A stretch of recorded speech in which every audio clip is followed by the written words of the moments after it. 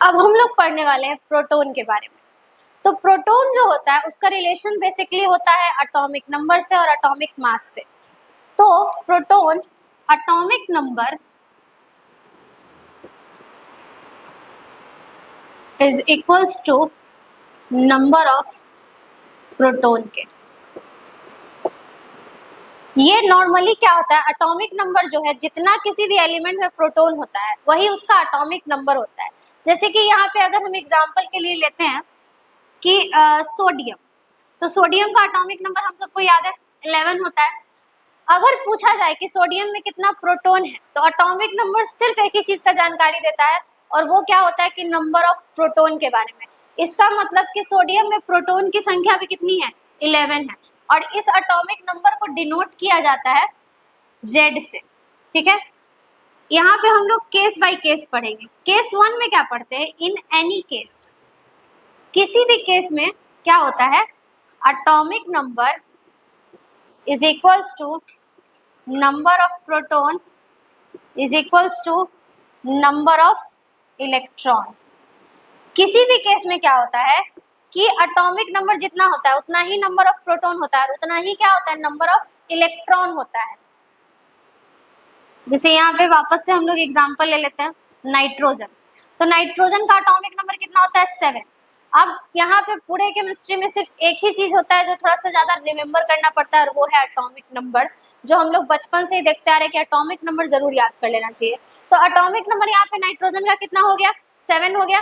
ठीक है, और नाइट्रोजन का जब एटॉमिक नंबर 7 है तो इसका प्रोटॉन कितना होगा, 7 होगा, और इसमें इलेक्ट्रॉन की संख्या भी कितनी होगी, 7 होगी नॉर्मल कंडीशन में। अब केस 2 हम लोग देखते हैं। केस 2 में क्या हो जाएगा, in case of cation and anion.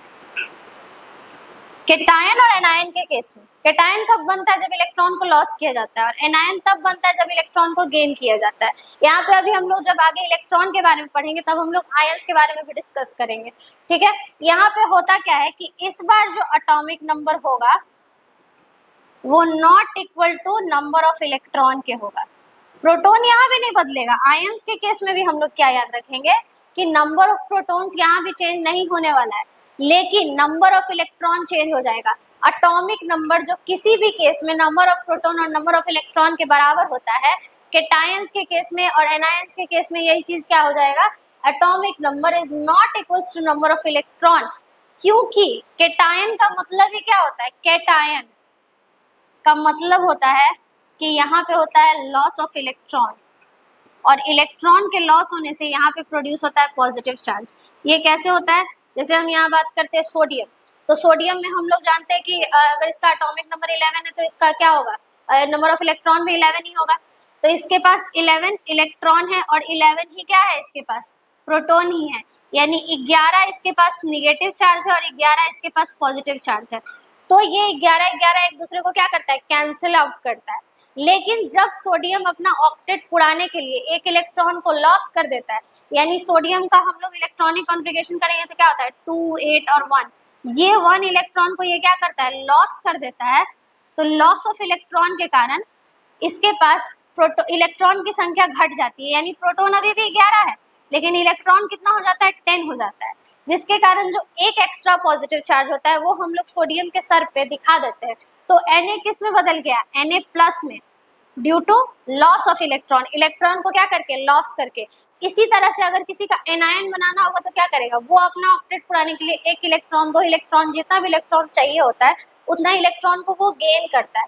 तो यहाँ पे क्या बन जाता है, एनायन बन जाता है।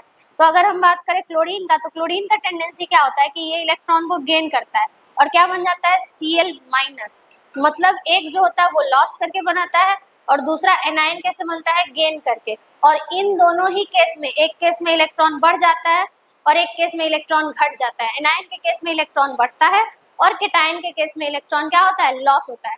तो केटायन बनाने के लिए लॉस ऑफ इलेक्ट्रॉन होता है और एनायन को बनाने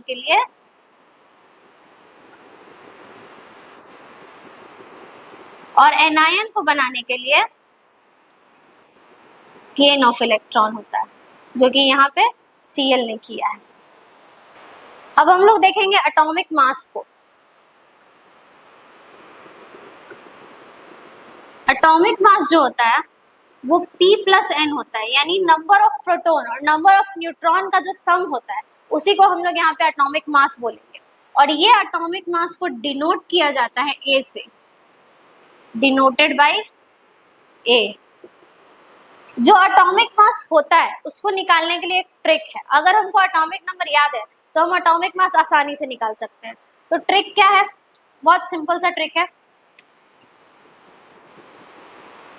यहाँ पे जो एटॉमिक नंबर है उसको दो पार्ट में डिवाइड किया जाएगा। एटॉमिक नंबर को हम लोग दो पार्ट में डिवाइड करेंगे, एक होगा इवन एटॉमिक नंबर और एक होगा ऑड एटॉमिक नंबर। अब यहाँ पे एटॉमिक नंबर को जब हम लोग डिवाइड कर लिए हैं तो एक चीज हमेशा याद रखेंगे कि ये ट्रिक काम करता है 1 to 20, उसके बाद ये ट्रिक काम नहीं करेगा। ऐसे काम करता है लेकिन फिर भी बहुत कम, कुछ कुछ एक्सेप्शन केस आ जाता है, इसीलिए यहाँ पे हम लोग नहीं लेते हैं। 1 to 20 में ट्रिक क्या है कि आपको एटॉमिक नंबर को 1 से लेके 20 तक में इवन वाला इधर लिखना है और ऑड वाला उधर लिखना है। तो यहाँ पे क्या हो जाएगा 2, 4, 6, 8, 10, 12, 16 और 18। और यहाँ पे क्या हो जाएगा 1, 3, 5, 7, 9, 11, 13, 15, 17, 19 और इधर 20 तक लिख रहा है, इसका मतलब यहाँ पे 20 खुद भी आ जाएगा।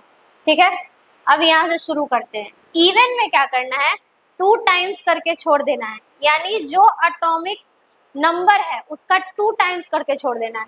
तो 2 into 2 यानी कितना हो जाएगा, अगर एटॉमिक नंबर 2 है तो उसका एटॉमिक मास कितना हो जाएगा 4। जैसे अगर हम बात करते हैं हीलियम का, तो हीलियम का एटॉमिक नंबर 2 होता है और एटॉमिक मास 4 होता है। यहाँ पे 2 यहाँ लिखा है और 4 यहाँ लिखा है। यहाँ मान लेते हैं x कोई एलिमेंट है, इसमें हमेशा क्या होता है कि ABCD में पहले क्या आता है A, फिर क्या आता है Z। इसको याद रखने का तरीका यही है, ABCD में पहले A आता है तो यहाँ पे A रखते हैं और नीचे में हम लोग क्या रखते हैं Z। तो Z हमेशा नीचे लिखा जाता है और A हमेशा कहाँ लिखा जाता है, ऊपर। अगर कार्बन लिखा हुआ है और 6 लिखा हुआ है और 12 लिखा हुआ है तो हम समझ जाएंगे कि कार्बन का जो एटॉमिक नंबर है वो 6 है और एटॉमिक मास जो है वो 12 है, क्योंकि एटॉमिक मास हमेशा एलिमेंट के सर पे लिखा जाता है और ये एटॉमिक नंबर जो है वो कहाँ लिखा जाता है, नीचे लिखा जाता है। तो यहाँ पे हुआ क्या, 2 का कितना हो जाएगा 4, 4 का कितना होना चाहिए 8, लेकिन यहाँ पे जब तक एक्सेप्शन नहीं हो तब तक केमिस्ट्री थोड़ा होता है। तो 4 का क्या हो जाएगा 7, 6 का क्या हो जाएगा 12, 8 का क्या हो जाएगा 16, 10 का 20, 12 का 24, 16 का 32, उसके बाद 18 का कितना होता है 36 होना चाहिए, लेकिन इसका 37 के अप्रॉक्स हो जाता है। 20 का कितना हो जाता है 40 और 1 का, 1 जो है हाइड्रोजन, ये भी बहुत ज्यादा जरूरी है, ये भी एक्सेप्शन है। एक्सेप्शन नहीं है क्योंकि हाइड्रोजन में न्यूट्रॉन नहीं पाया जाता है, सिर्फ प्रोटॉन पाया जाता है। तो एक प्रोटॉन है तो एटॉमिक मास भी कितना होगा 1 ही होगा, न्यूट्रॉन तो 0 है। तो P प्लस N में P 1 हो गया, N 0 हो गया, इसीलिए यहाँ पे हाइड्रोजन का एटॉमिक नंबर कितना हो जाता है 1 हो जाता है। यानी कि एटॉमिक नंबर भी 1 है और एटॉमिक मास भी इसका कितना है 1 है, इसमें ना जोड़ना है ना घटाना है। ऑड में क्या करना है, इवन में क्या करना था इंटू 2 करके छोड़ देना था, ऑड में इंटू 2 करके 1 प्लस करना है, यानी कि 3 into 2 + 1। अगर किसी का एटॉमिक नंबर 3 है तो उसका एटॉमिक मास कितना हो जाएगा 7, 3 का 2 गुना करके 1 जोड़ देना है। 5 में भी वही काम करेंगे, 5 है, 5 into 2 + 1 11। यहाँ फिर एक्सेप्शन आ गया नाइट्रोजन का, इसका 2 गुना ही करना है, 2 गुना करके 1 नहीं जोड़ना है, यानी कि 7 का कितना हो जाएगा 14, 9 का कितना हो जाएगा 18 और 1 19, 11 का 23। सोडियम का एटॉमिक नंबर 11 होता है बट एटॉमिक मास कितना होता है 23 होता है। 13 का कितना हो जाएगा 27, 15 का 31, 17 का 35 और 19 का वंस अगेन फिर से एक्सेप्शन, इसका 19 2 38 और 139 होना चाहिए, लेकिन होता कितना है 40।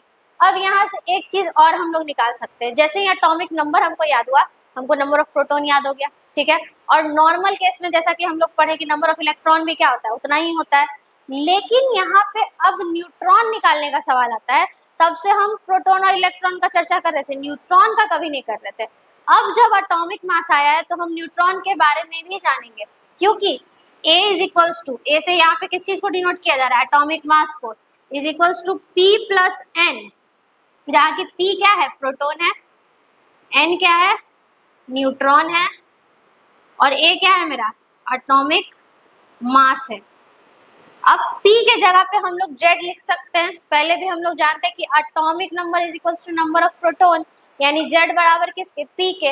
Atomic number is denoted by Z, Z is equals to P। अगर हम ये लिखते हैं तो ये गलत नहीं है, क्योंकि atomic number is equals to किसके, नंबर ऑफ प्रोटॉन के। तो यहाँ पे क्या हो जाएगा, atomic mass is equals to Z plus N। हम P के जगह पे क्या बैठा दिए, Z, क्योंकि यहाँ पे प्रोटॉन लिखे या फिर एटॉमिक नंबर लिखे, बात बराबर ही है।